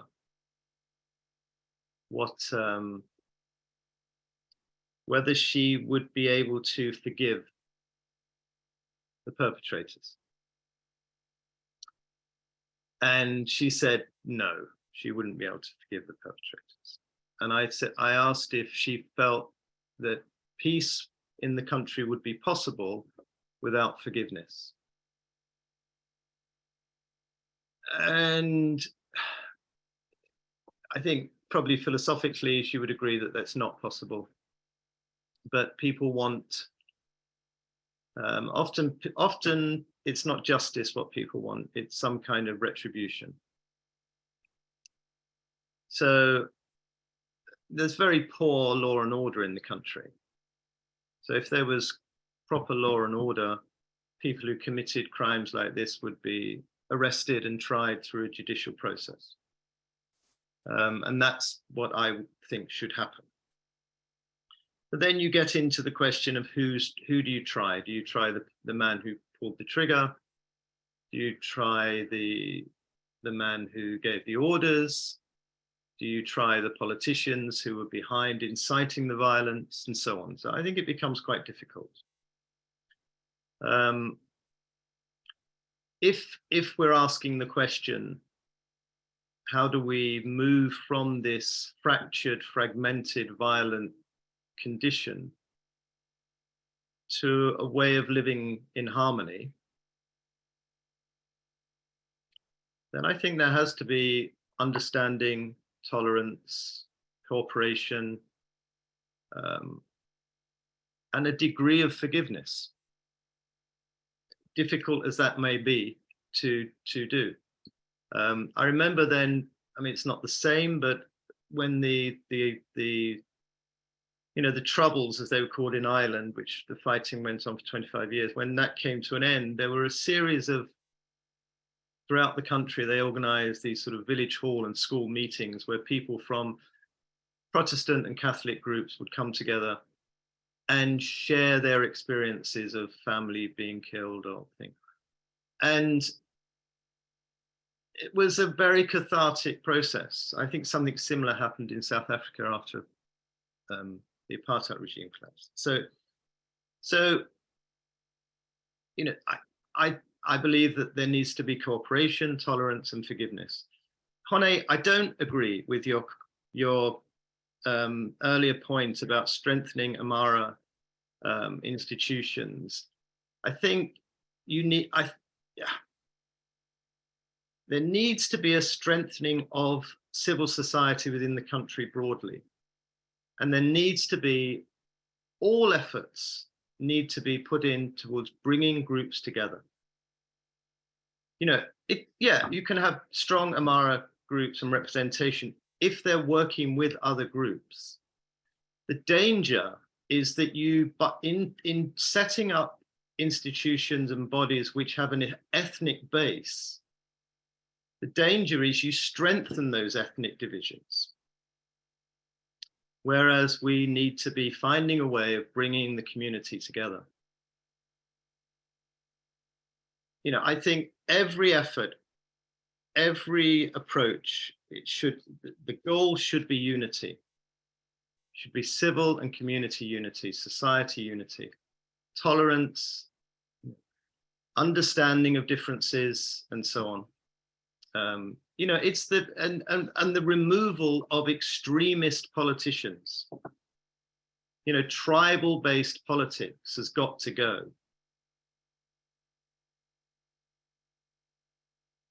Not just in Ethiopia, but throughout the world. And it's a big fact. You know, the people, like I said at the beginning, these communities have lived together harmoniously for generations.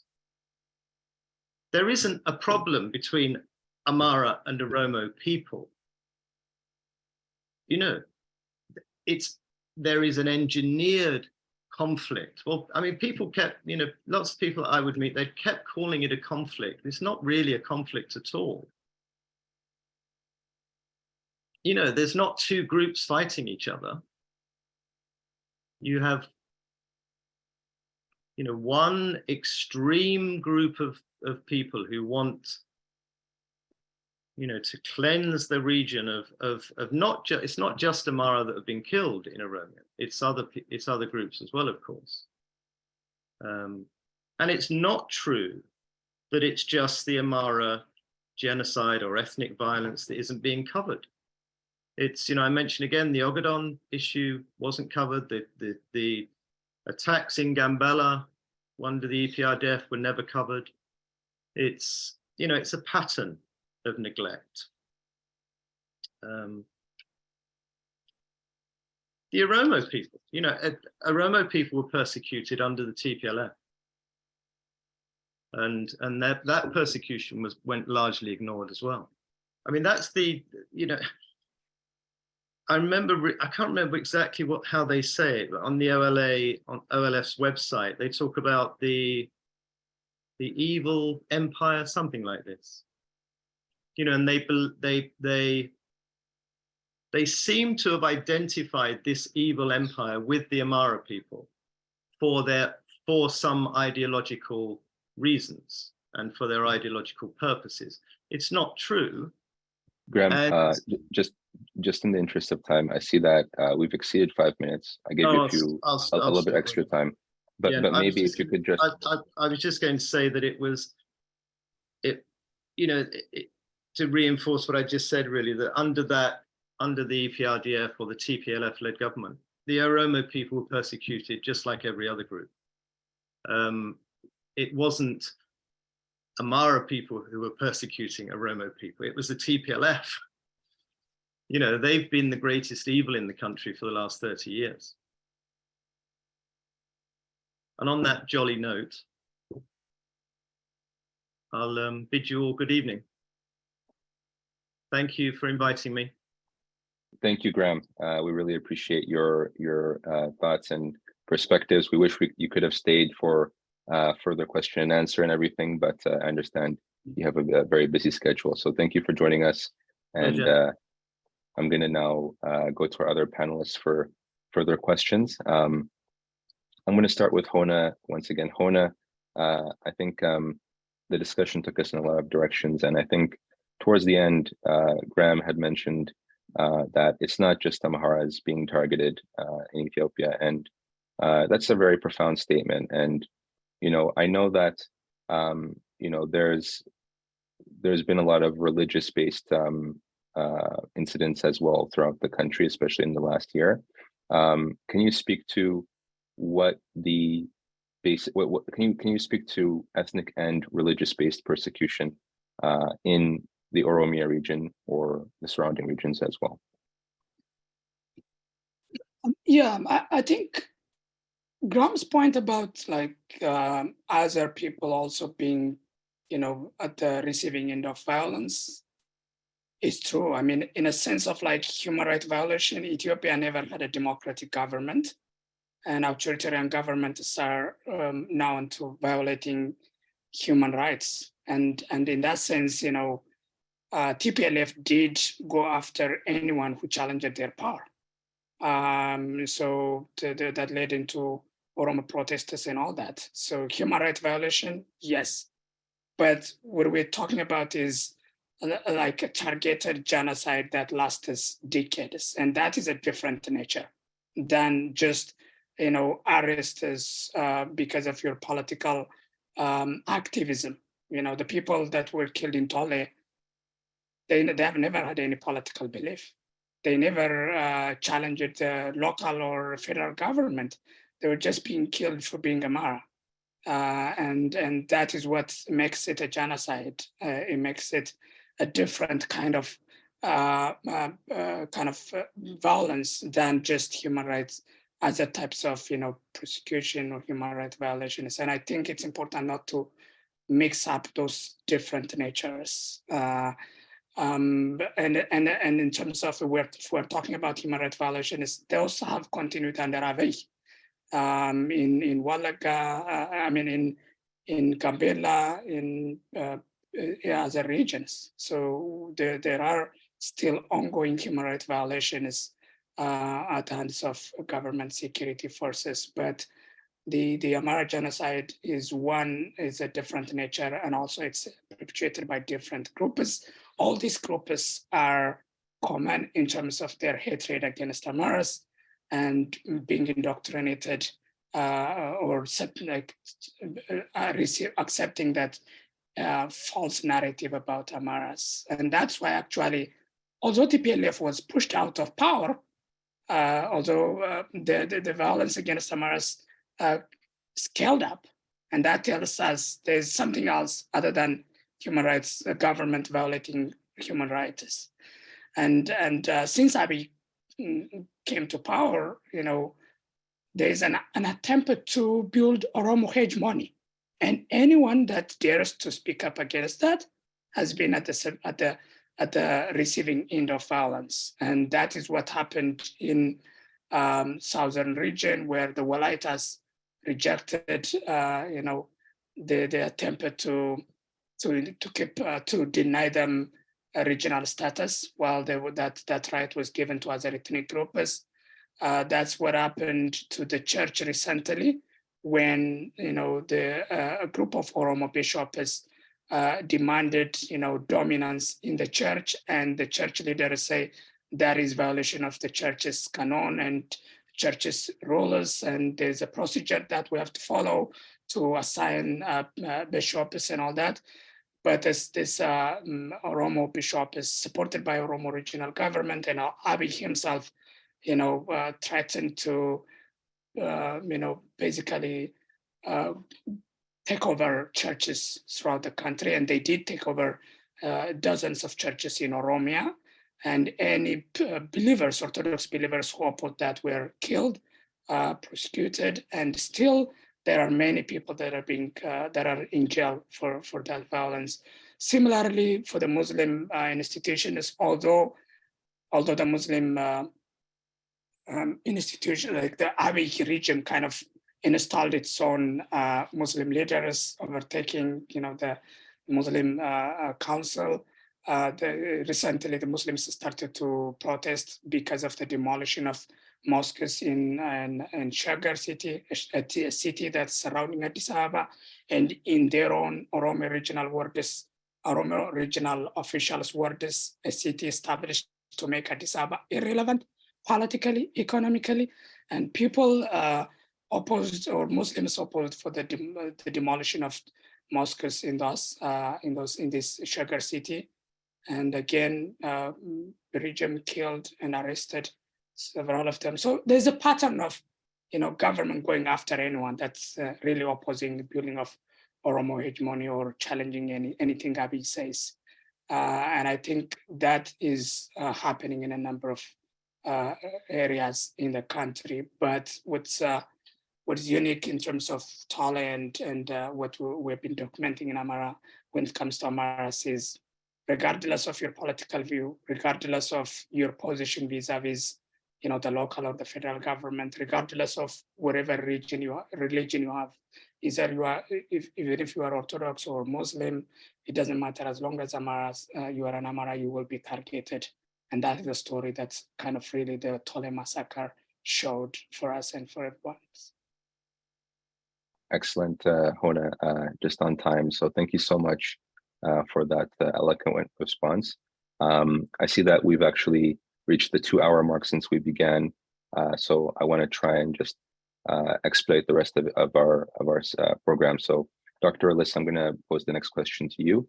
I think the next question is going to be centered about accountability. And I think earlier you talked about your experience with such mechanisms in other parts of the world, other genocide situations. And so based on your experience, can you talk a little bit about what types of justice and accountability mechanisms may be of interest to the case of Amhara genocide? Thank you. Sure. I think this is really important. I mean, there is no peace without accountability. The nature of people's suffering must be recognized, particularly by perpetrators, but also by the wider society, including the international community. So Ethiopia has different options, but they're hard to pursue when you have a state that may be complicit in genocide, so down the road, I mean, it can pursue ICC referrals, right? And ICC cases, indictments against anyone in the government, as well as leaders of militias and other armed groups. So that's something that the Amhara could pursue by, for example, collaborating with human rights organizations to write a complaint or a correspondence to the ICC. So the Lemkin Institute did that with some Ukrainian lawyers in the fall, and we wrote a correspondence to the ICC regarding the transfer of children from Ukraine to Russia, which is clearly a crime of genocide. It's actually, specifically identified in the Genocide Convention as a crime of genocide. And now it's being taken up by the ICC as a war crime, not yet as a crime of genocide, because the bar for having genocide recognized in a court is really high. There are universal jurisdiction claims that could also be pursued. That requires filing a case for atrocity crimes in a foreign court that accepts universal jurisdiction cases. The two countries that are accepting the most are Germany and Argentina. Argentina has opened a case against Myanmar and is currently in the process of opening a case against Azerbaijan. So this is another avenue, a legal avenue. I think that Graham's points about reaching out and building bridges, that's as important as can be in terms of building a networked global movement to bring accountability for the Amhara genocide. And ideally, that kind of accountability would go well beyond any court system, right? So let's say in the future, there's like a mixed court in Ethiopia or an ad hoc court like was set up for Rwanda or the former Yugoslavia. A mixed court model would be what happened in Cambodia, right? So one could look at the ECCC, that was the name of that court, which was a mixed international and local court. So there are different ways to construct future accountability mechanisms. But, you know, as many people here have pointed out, in order for the Amhara to feel secure in Ethiopia, we need to dismantle genocidal anti-Amhara ideology and all of the histories and narratives and policies and structures that go along with it, that have sort of ossified that anti-Amhara hatred into real structures, right? Real institutions in the world. So a broad-based peace-building effort will be needed that also vets the grievances of other groups who have experienced genocide and other crimes. But I don't think it's the Amhara's responsibility at this point to push for unity or to build unity. I don't think it's the Amhara's responsibility to forgive. Not at this point. There's an ongoing genocide. We can all, that's a private conversation we can have with ourselves about whether we forgive perpetrators. But in the long term, forgiveness is not the point. There needs to be a reweaving of society for sure, but you cannot forgive if there's no recognition of what happened to you, if the perpetrators are not even brought to understand the nature of their own crime and the fact that it is now broadly condemned by the outside world. I think there are a lot of steps that people other than the Amhara need to take right now in order to facilitate any process that might at some point lead to forgiveness by Amharan individuals who've been affected by this. And of course, with a genocide and any identity crime, it's every member of the identity group that is affected. So, you know, I hear this a lot in the international community where victims are saddled with the mess. They're saddled with somehow solving all the problems. When who should be doing that? Our international institutions should be doing that. And a networked global movement against genocide in general should be doing that. And every Westerner who speaks about this should also be doing that. And then Oromos and Tigrayans and others should also be doing that. And the federal government of Ethiopia should also be doing that. There's a lot of heavy lifting that needs to be done. And I think as Amhara, you should call for that and create an identity that isn't exclusivist nationalism, that isn't extremist nationalism, right? Of course, because there needs to be peace at some point. But organizing as Amhara does not mean you're creating an identity of hate. It's a defensive nationalism. It's a defensive organization to save your identity from destruction. And so I think that calling on these institutions, a loud voice to call on these institutions to take responsibility for what they've facilitated or directly committed is going to be really important.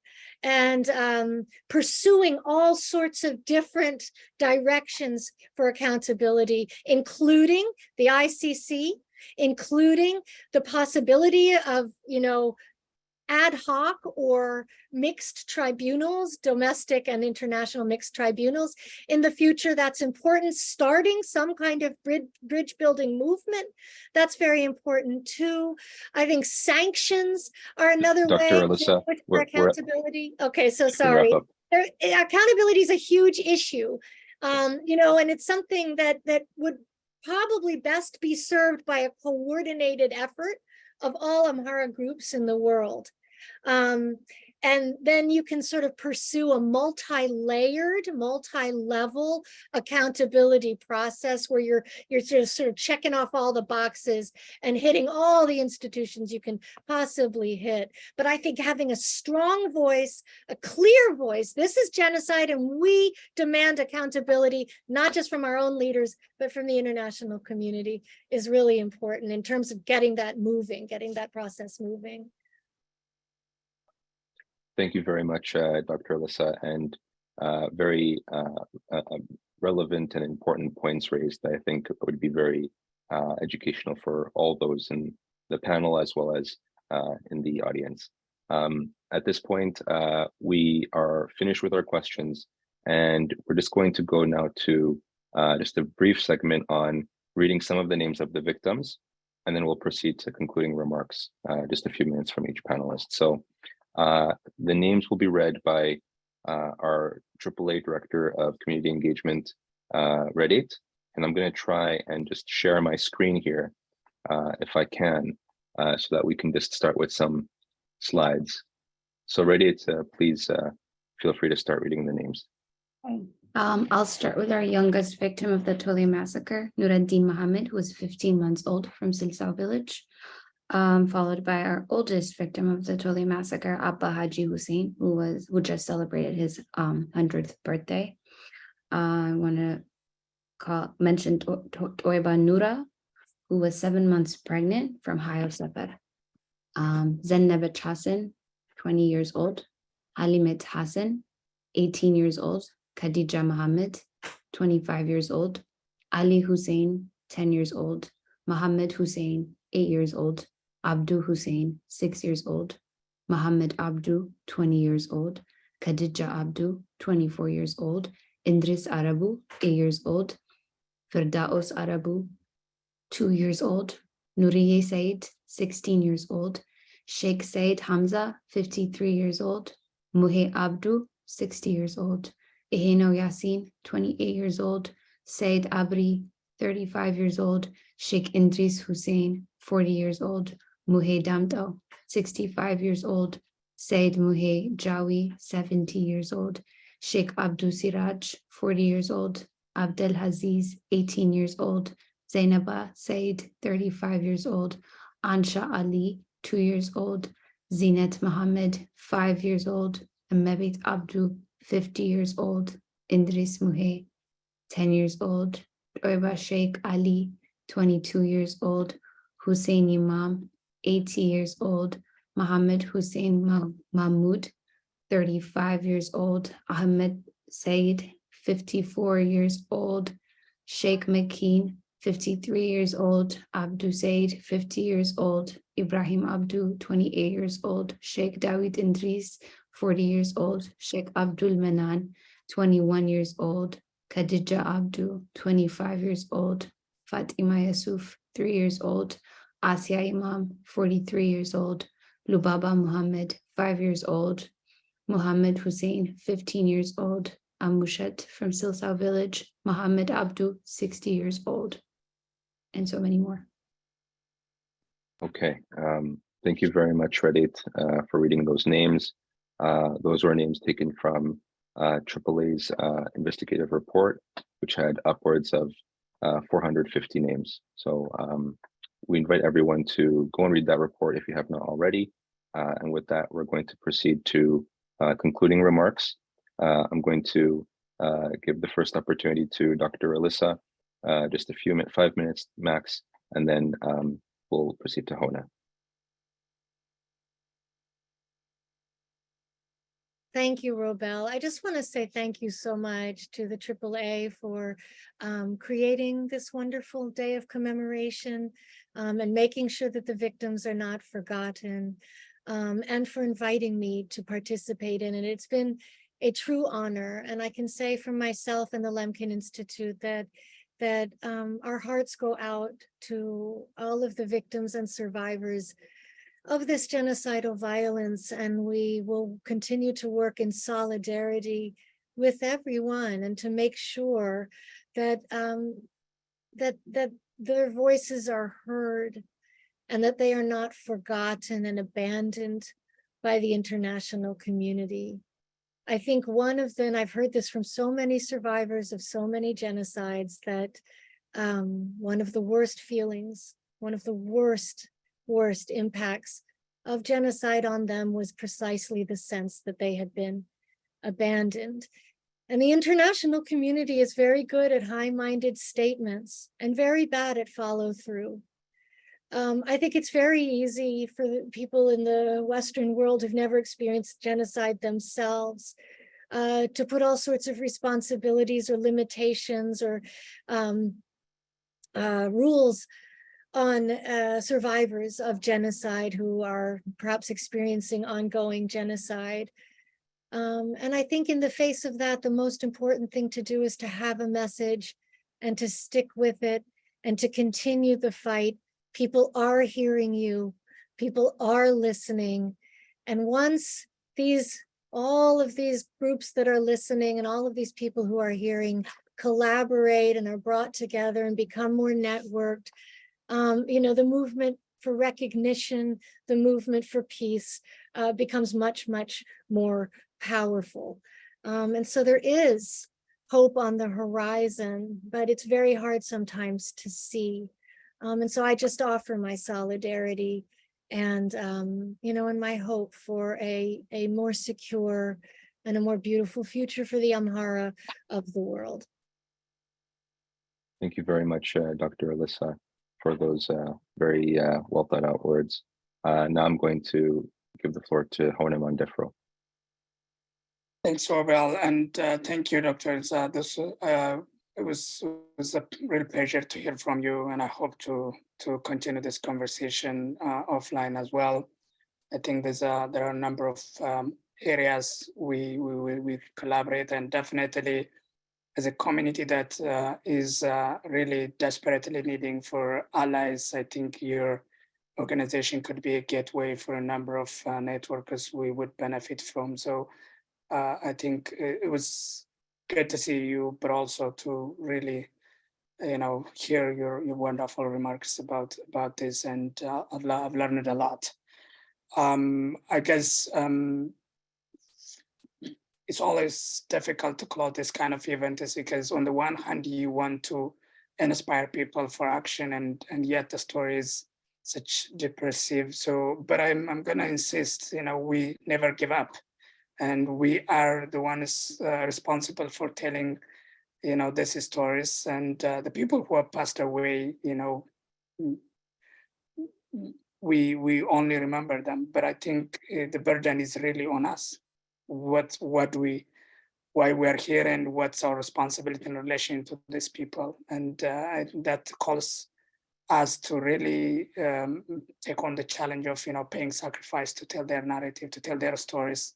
And that would mean, giving up, time, giving up money, giving up emotional space for the work that really needed to be done in terms of remembering these victims, but also preventing more people. Because as unfortunately, there has been several rounds of massacres after Tole. There could be another large-scale massacre tomorrow, unfortunately, in Oromia. So there's a pressing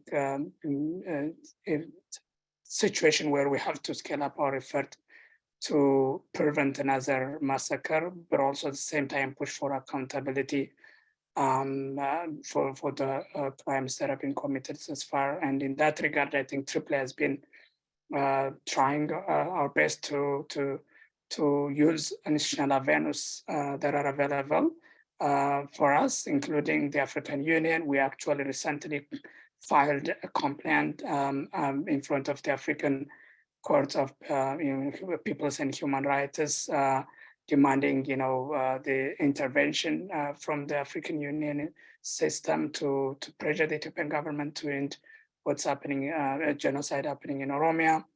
We're also working with a range of stakeholders in the media to try to tell the story of the people that are displaced from Oromia and are now in Amhara region. We expect to have a documentary that should come out soon about the story of the survivors, how they ended up saving themselves and what that means.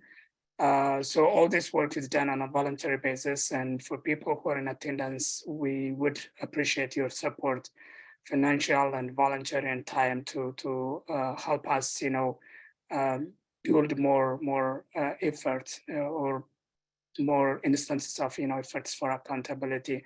So my message would be, for those in attendance, do whatever you can, including supporting organizations such as AAA financially and volunteering.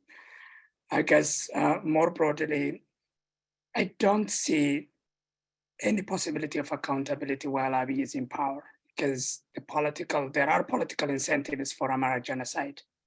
And until we get those political incentives, away, they will continue. And that political incentive is what kept Abiy in power. And I think we need to get Abiy out of the picture for us to have, accountability. And without accountability, there will not be peace. There will not be unity. I think that is the lesson we should have got from 2018, where we pushed TPLF. There was never accountability. The same people rebranded themselves and continued to commit, violence against range of ethnic groups. So the lesson from 2018 is, until and unless we really start the process of accountability, we will not transit this continuous cyclical violence in Ethiopia. Breaking that, even changing the ethnic federalism system should start from holding people accountable. And that is the starting point, which means we need to get Abiy out of the picture as a starting point. And then from there, we need to chart a better future for Ethiopia. Whether one country, a different country, the bottom line is no one should be killed for who they are. And for their rights should be respected. And that requires a collective agreement.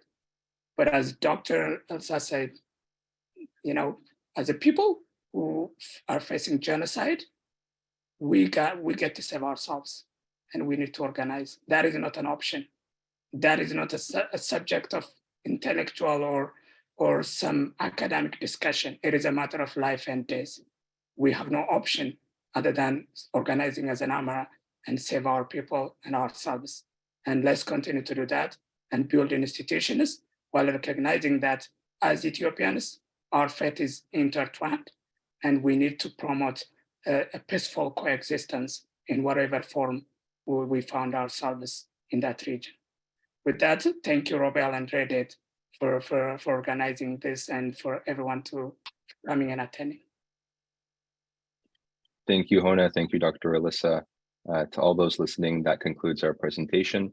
Unfortunately, we don't have time for further questions, but please make sure to follow the panelists on their social media handles. You can follow the Amhara Association of America and the Lemkin Institute, and both are active on multiple platforms. And this recording will be made available to everyone after this is done. So again, thank you. And that concludes our webinar event for today. Thank